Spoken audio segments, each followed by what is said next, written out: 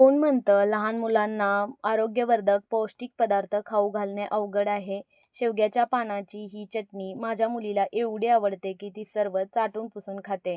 चटणी बनवण्यासाठी मी इथं शेवग्याची पाने तोडून स्वच्छ धुवून पुसून घेतली आहेत. पाने अशी देठांपासून वेगळी करून घ्यायची. शेवग्यात चांगल्या प्रमाणात प्रोटीन व फायबर असते. शेवग्यामुळे रोगप्रतिकारक शक्ती वाढते. मोठ्या प्रमाणात कॅल्शियम, लोह, पोटॅशियम, मॅग्नेशियम असते. ब्रेन हेल्थही सुधारते. गॅसवर पॅन गरम करून 2 चमचे तेल गरम करून घ्यायचे. तेल गरम झाले की जिरे, उडीद डाळ, भाजके डाळे टाकायचे. थोडा वेळ परतून 4 सुक्या लाल मिरच्या टाकायच्या.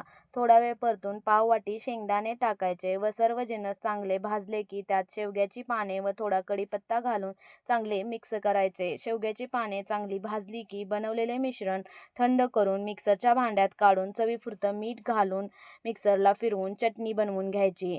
अशी ही पोषणमूल्यांनी भरलेली व आरोग्यासाठी बहुउपयोगी चटणी एकदा नक्की बनवून ट्राय करा.